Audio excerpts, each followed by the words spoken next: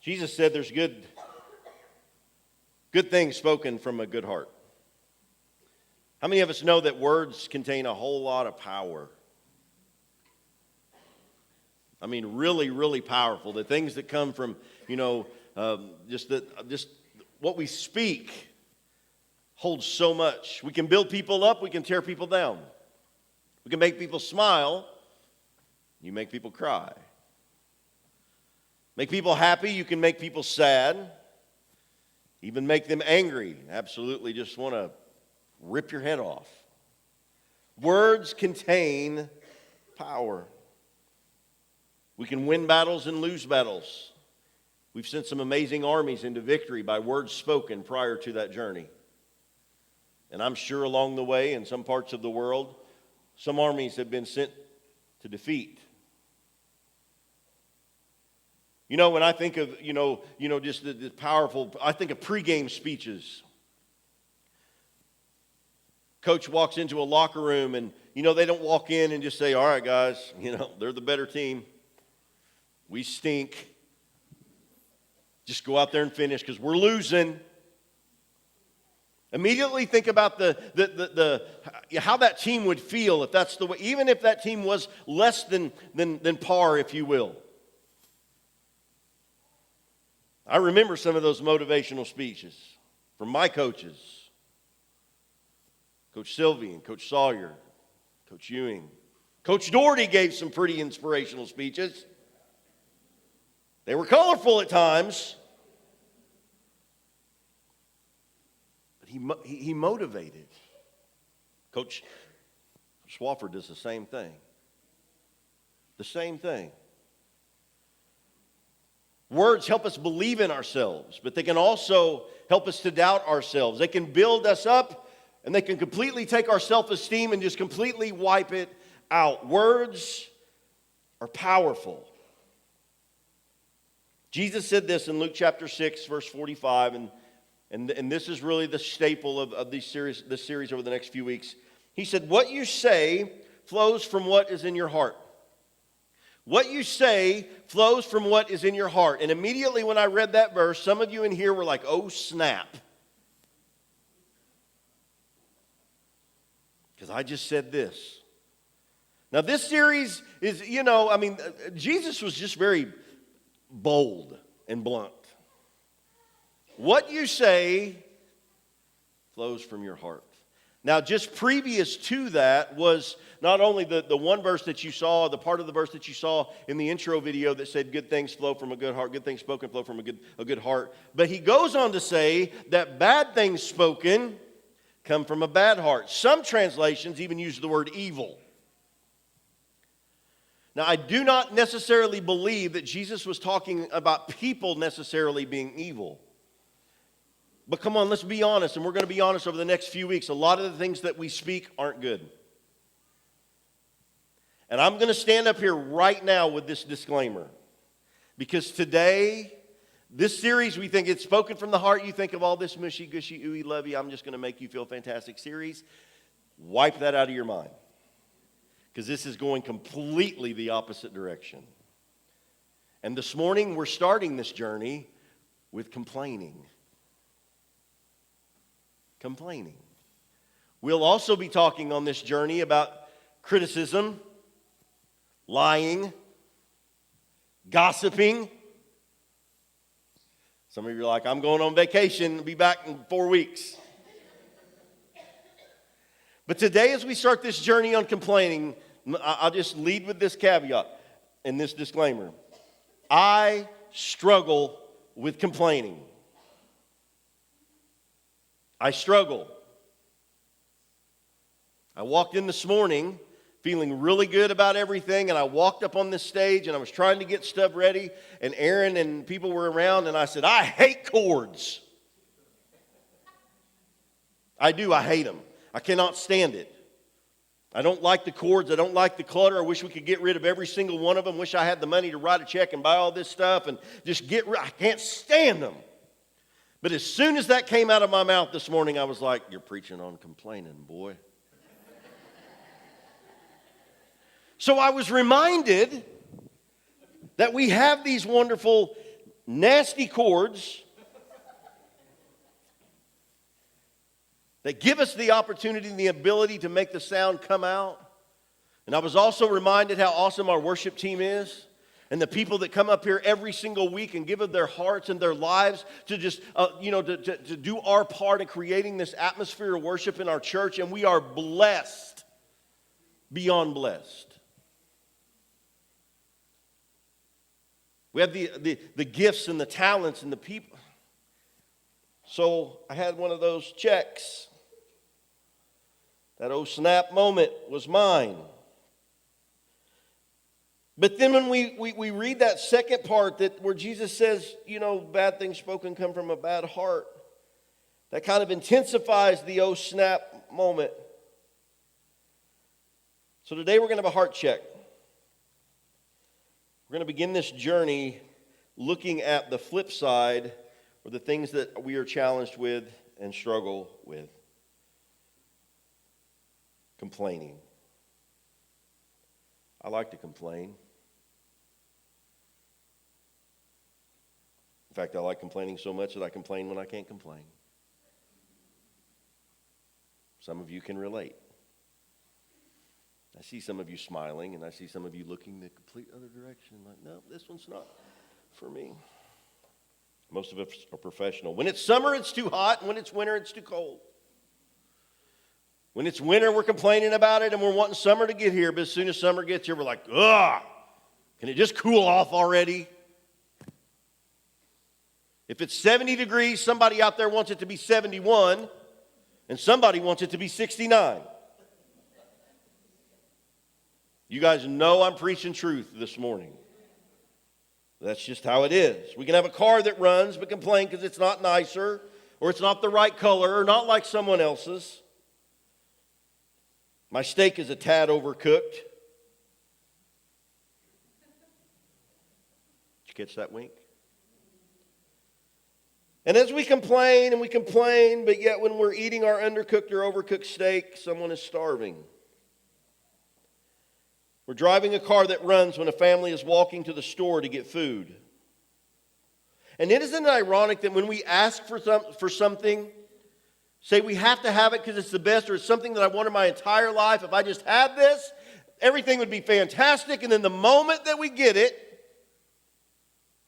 we find something wrong and we complain. My son taught me a lesson this week, and he doesn't even know it. For 48 years, I've wanted something in my life. You guys ever have those desires where you want to have something so bad? Man, I'd like to own that, buy that, use that. Well, for most of my life, and I can consider most of that because I grew up fishing with my grandfather. I call him my papa. And we would go out on the White River in that big old blue John boat, and there's a whole story behind all that, by the way, that I'll preach someday. But as from a little kid, I've always wanted a boat. I've wanted a boat. And there's been times that I've got to that point of almost doing it, and my wife would bring me back to reality and keep me in. I'm serious. Because there were times where it would have been frivolous and wrong. God uses my wife in a lot of positive ways like that. But finally got to the place, and I'll be honest, it came from a very special moment that one of my closest friends that I had to do his funeral here a few weeks ago, and he had made a statement, and boy, it checked me. It checked me. So out of that just came, I just prayed about it, and God gave me a peace about it, and so Taylor and I went on this journey. And he'd find a boat and send it to me. I'd say, son, I can't afford it. Or he'd find a good one, and it'd be all the way down in Florida. I ain't going to get it. There's some good deals on some boats in other states. Gary's down there, Shelton shaking his head. Yeah, yes, there is. So long story short, we finally find one. I know whose it is. I know it's been taken care of. We buy it. I hadn't even seen the thing in fact, the last time I saw it was about 3 years ago, and it was floating in the water. So it was pretty much sight unseen, and I just went on faith, and we were excited. So I went out there, it was Tuesday night, and I went out there, and I hadn't seen this thing in 3 years, and I kind of walk up, and I'm just being honest. Of course, the first thing I noticed is this big, huge, beautiful black motor on the back, and I'm like, oh, that is just awesome. I'm serious. But then I started noticing the scratches, the little bit of wear and tear that goes with it. And here's my son. And he's got the wax out. And he's making those scratches shine. And he was saying, don't you see the difference? Look at this. This looks fantastic. And we would stand there and go, yeah, we see it. But while he's buffing that thing up, I'll be honest, and I haven't said a word about this to him, I started seeing the scratches. I started seeing a little bit of dirt here, and I'm over here scrubbing this dirt, and I'm wanting to get that clean, and a rip in the carpet here, and in my mind I'm thinking, oh. And then I watch my son. He's making that thing sparkle. Boy, you talk about convicted. You talk about convicted. See, sometimes even when we want something so bad and God finally blesses us or gives us that opportunity, we miss the blessing or the enormous size of the blessing because we're so focused on something that could possibly be negative. When I think about complaining, the very first place in the Bible that my mind goes back to is the Old Testament. Think about the Israelites. When they were in captivity as slaves for hundreds of years, they complained and complained and complained about being in captivity. But the moment that they were set free, what did they do? They complained and they complained and they complained about being free. I mean, it was just one thing one way and one thing the other. God did miracle after miracle. 10 different miraculous plagues to turn the heart of Pharaoh. He parted the Red Sea, and then he drowned Pharaoh's army. He fed God's people with bread from heaven. They never ran out of clothes. They had everything. And what did they do? They griped and they whined and they complained. Complained when they were enslaved and complained when they were free. Exodus 14, verse 11, when they said to Moses, was it because there were no graves in Egypt that you brought us to the desert to die? What have you done to us by bringing us out of Egypt? Oh, only freed you. We were so happy when we were slaves. Yeah, it really sounded like it. Verse 12 says, didn't we say to you in Egypt, leave us alone? Let us serve the Egyptians. It would have been better for us to serve the Egyptians and then die in the desert. And then to add insult to injury, Moses said something that should probably stun us into a moment of silence. And this is what he said in Exodus chapter 16, verse 8. He said, you're not grumbling against us. You're grumbling against God.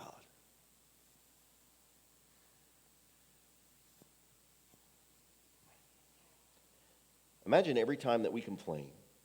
It's not just about our circumstances or about the traffic or about that other person or about that person that's stuck in the left-hand lane that's running 63 mile an hour, not even running the dadgum speed limit, and you can't get around traffic. That is one of my biggest ones. Why are you even in a car? Come on. Carly over there driving them big trucks needing to get down the road, and they won't move out of the way. And you're like me when you finally get by them, either on the right, especially on the right side. When you have to pass them on the right side and you get right up there. Now, if you finally pass them on the left side, it's just a little bit of a look. You don't want, but when it's on the right side, you got to pass them. Man, you're giving them the what for through them eyeballs. And the whole way past, I'm like, get off the road. Man.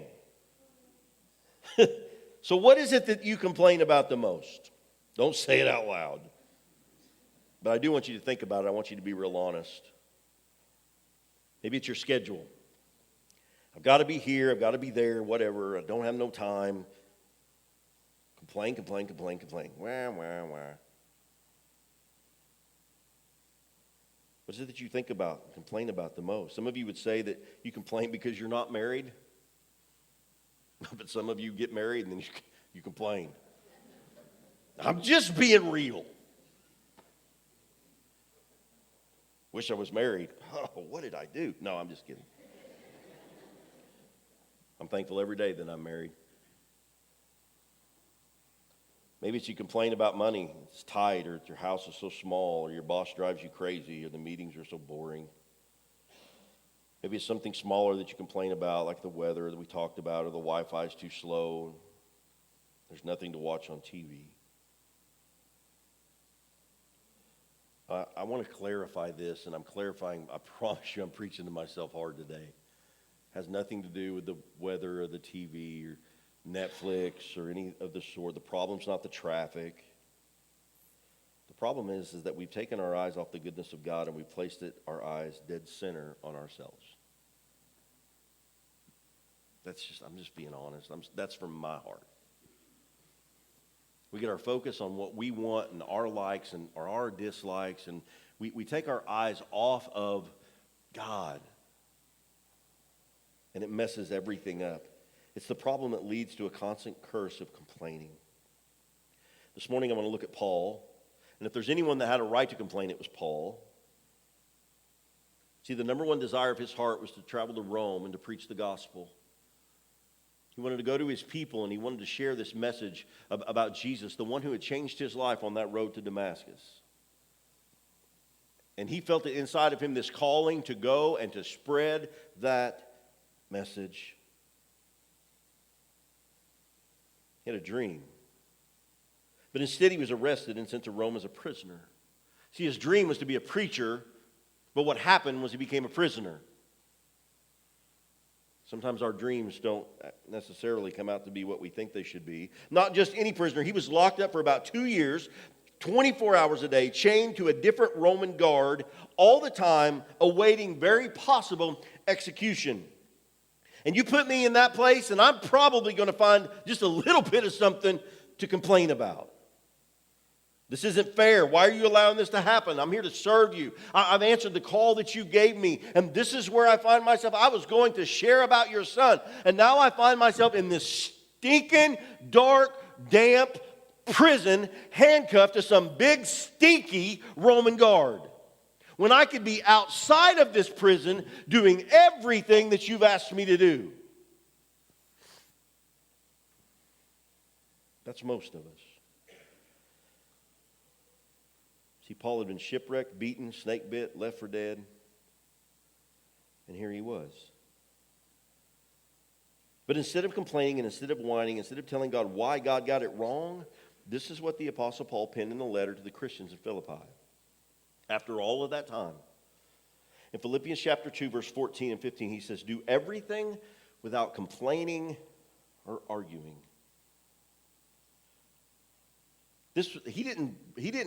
You got to understand, he did not write that verse at the beginning of this journey, right after that road to Damascus, when Jesus had changed his life and everything was fantastic. You would think, oh yeah, don't be groaning and complaining and argue about it. He wrote this after being in prison all of this time. He said, come on, he said, don't do everything without complaining, so that you may become blameless and pure, children of God, without fault in a warped and crooked generation.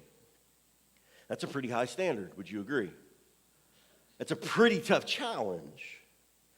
Whatever you do, whatever you are, whatever deed or word, do it without complaining. There's a lot of very spiritual reasons we should live without complaining. There's also some practical reasons. And we'll talk about both. There was a doctor named Dr. Travis Bradbury, and he wrote a book called Emotional Intelligence 2.0. There was a lot of research done about this idea of complaining, and what he says in this book is that repeated complaining hardwires our brain to do what? Complain more. The more we complain, the more it hardwires our brain like a computer and teaches it to complain more. In fact, it went as far to just really talk about when we do it so much, we honestly forget how to see something good. Because all our brain is being trained to do is look for something negative. Some of you know who I'm talking about right now. You're like, oh, I know who that person is. Some of you maybe right now think, that's probably me. We get wired so much to look at all of this stuff, and it's just negative and complaining, and we just condition ourselves. That becomes everything. Even as Christians, we do that. Yeah, and churches. Oh my goodness, churches. I've heard it all from Christians. The music's too loud, the music's too soft. We sing off a screen, we sing out of a book. You preach out of that Bible, but you preach out of that one. The walls are black. It's too bright in here. I don't like the color. The lights are too much. What about that fog? Jeans and suits, dress shoes or tennis shoes, long hair, short hair, no hair. We become so negative and we forget that people, listen, I'm preaching, we forget that people are being saved and baptized and money's being given to missions and churches are being planted all around this world so more people could hear this message, and we forget every bit of that. And this is what happened. Our complaining ends up drowning out the message. And why are we complaining? Because of preference. We complain because of preference. You will never, ever, ever on the face of this planet find a perfect church. This church is not perfect. I'm not a perfect pastor. If you go down the street to Buddy's church, he would stand and preach the same thing this morning. He's not a perfect person. Orrin's not a perfect person preaching at a perfect church. We all have our good things, and we all have our things that we don't do so well. We have, we're all different. And that's okay. You know why it's okay? Because we're preaching Jesus. People are getting saved. People are getting baptized. More people coming into the faith in the kingdom of God. And bless God, that's amazing. And it doesn't matter if it's this church or if it's a country church being led by one of the greatest men that I've ever known, and Robert Roberts. It doesn't matter. It doesn't matter if it's Pablo and Ana down in Nicaragua. Does not matter. But yet we find something to complain about. Even I've done it. And that negativity drowns out the message. This was a problem with the Israelites. They were negative. When they were in captivity, they were negative. When they were free, I can't breathe. I don't know about you, but man, this has just really hit me hard. I don't want to go through life preconceived to find the bad when there's already enough bad in the world. We don't have to add any bad to it. We don't have to add any bad to the world. It's already there. God, forgive me. Forgive us. Paul essentially, with the way he lived and what he would have taught, very likely would have said something like this. I want to share just a couple of things with you this morning. The first one is this: if you can change your circumstances, then do something about it. If you can change your circumstances, then do something about it. That's basically, if there are negative circumstances, something that's unpleasant, not right, something that you wish you could change, and something you can do something about, then do something about it. Do something about it. It might take a little work, a little bit of effort. Do something about it. If you have that means, do something about it. You know, Paul could have got that call when he heard that cry. He could have just said, oh man, I can do something about that, but man, I don't know. I don't know if I want to go through that. But he did something about it. He didn't stay where he was. He didn't neglect that call. He didn't neglect that voice. He went and he done something about it. It's also kind of like Nehemiah in the Old Testament. Nehemiah recognized that the walls of Jerusalem were down, and he was upset about it. And he could have stood there and he could have complained all those miles away and said, this is just awful. Why don't those people get up and do something? Why don't they stand up and have some pride? Why don't they go to work and build that wall? But that's not what he did. He saw a circumstance that he didn't like, and he decided to do something about it. He stood up and he was bold, and he went to the king and he said, King, I've got to go do something. These are my people and I love them and I want to go be a part. And then when he went there, he was attacked and all of this people come up against him, but none of that. In fact, those people wanted him to complain. And he'd be up on that wall, and they'd come and say, well, you need to do this, and you're doing. He'd say, I ain't got time for you. I ain't coming down. I have a good work to do. I ain't coming down. And he would bless God through the whole process, and he would inspire and encourage his people through the whole process. People say, this isn't right. Man, let's not complain about it. And don't just put your comments on social media. And that preach. Social media is a good tool. It really is. I love to connect and love to share and love to inspire. I'll get off that one.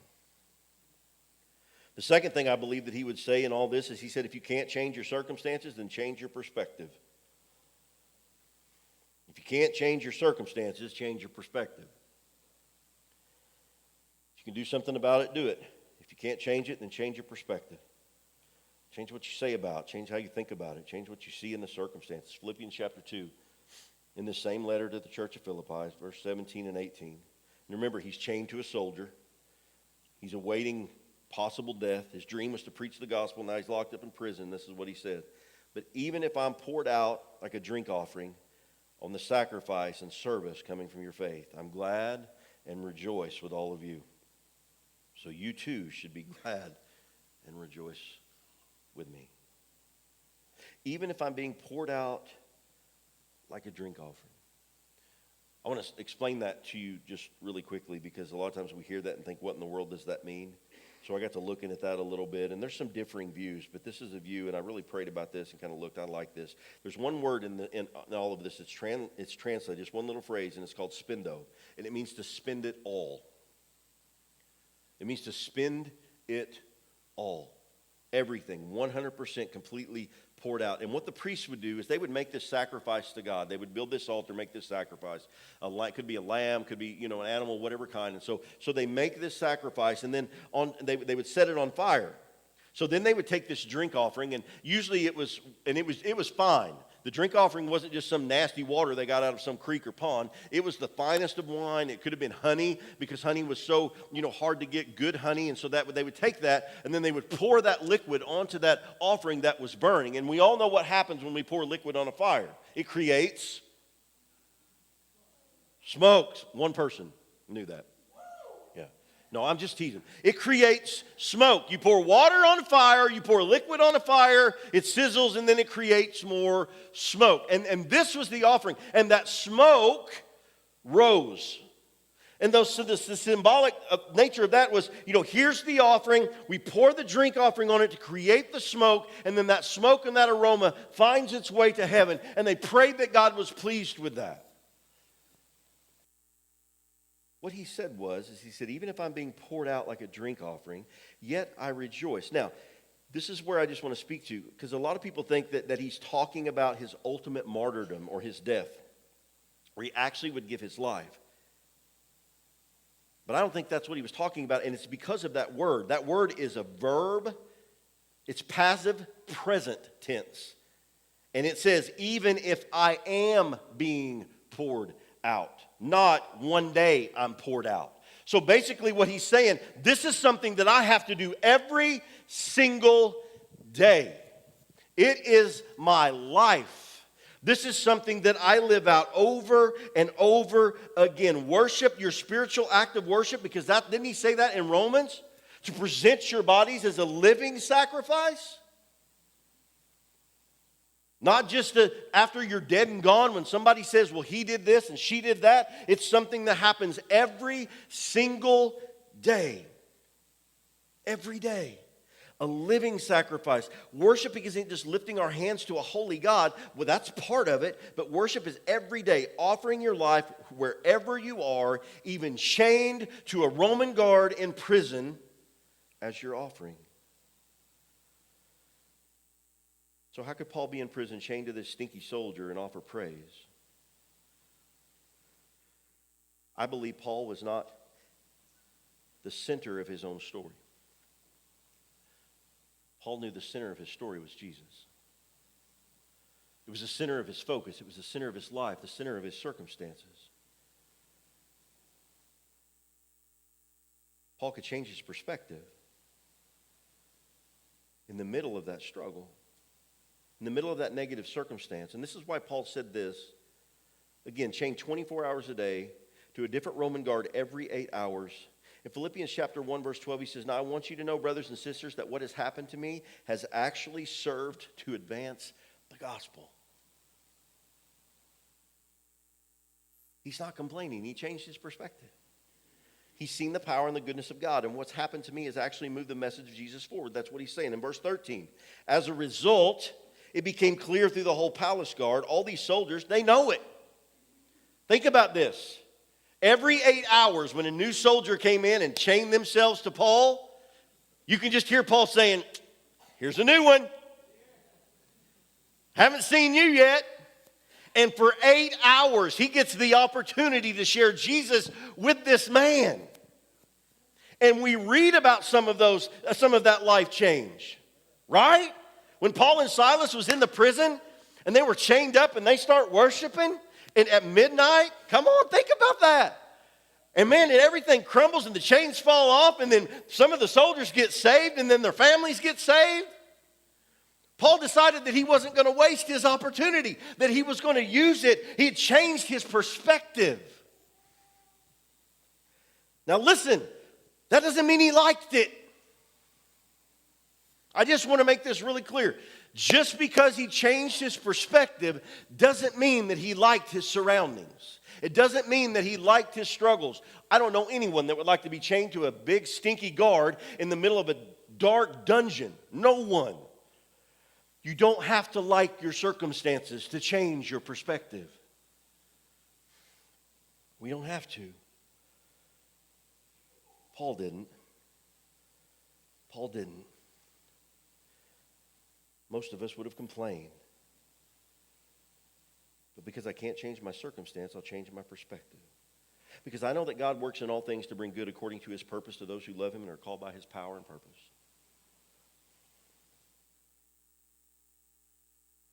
I don't know who this is speaking to today other than me.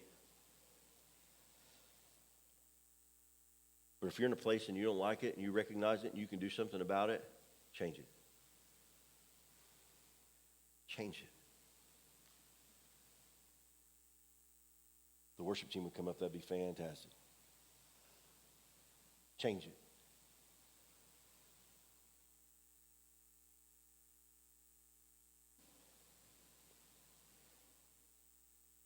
But I also need to recognize that God still has a plan. Even though Paul, his dream was to preach, he got put in a prison. That didn't change God's plan. He still had an assignment. See, just because he was thrown in prison, God didn't just open up and say, all right, Paul, you don't have to preach anymore. God had called him to preach. He just didn't tell him where. Because sometimes it's in a truck stop, isn't it, Curly? Sometimes it's in a truck stop. And somebody gets saved because of a hat. Sometimes it's on a motorcycle. Sometimes it's because you cook food and you serve people. Sometimes it's in a cop car. Sometimes it's moving gravel out here. And you know what? By the way, those of you that came out and worked your tails off yesterday on this church and out that getting that thing ready, thank you so much. Sometimes I think that work like that gets overlooked. But this is what I think. I think there'll be teenagers for years to come that'll step foot on that pad, and little kids and even adults, that because it's there, they get to do something fun, and we get to love on them like Jesus. So hallelujah. It was worth it. Paul changed. He couldn't change the circumstance of where he was, but it didn't change his dream. It didn't change his calling, and it didn't change his purpose. And he chose not to complain about it. He chose to change his perspective, and he kept preaching, and people got saved. He got saved. So what are you chained to today? What are you chained to? Don't say my husband or my wife. But maybe it is to a painful relationship. Maybe you found yourself chained. You just complain about it all the time. Maybe it's a job situation. You don't know what you're going to do. Maybe it's a financial problem. And you're in the middle of this hole and you don't know how you're going to get out of it. It could be a health issue. The list goes on and on and on and on. Well, if you can do something about it, then do it. If you can pray, pray. We can all do that. If you can work hard, then work hard. If you need to get counseling, then get counseling. If you can seek help, seek help. By the way, a lot of times we pray to God and we say, God, fix this problem. God says, I'm doing my part. What are you doing? Just being real. Boy, he's done that to me so many times. God, would you just come and fix this for me? Absolutely. What are you going to do about it? Because I believe there are sometimes that God does just do that. He just takes care of it. But there are sometimes we need to learn the lesson in the middle of the struggle and the problem.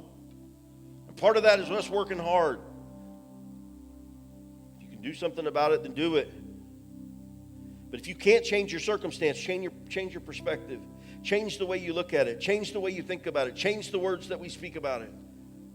Rather than complaining about something you can't change, choose to see God's presence and His power in the middle of something that you would have never asked for. Sometimes we'd love to change our circumstances. I don't understand why things happen.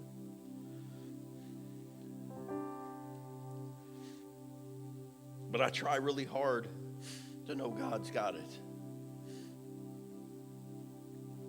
A lot of us, every one of us in here would change something. Every one of us.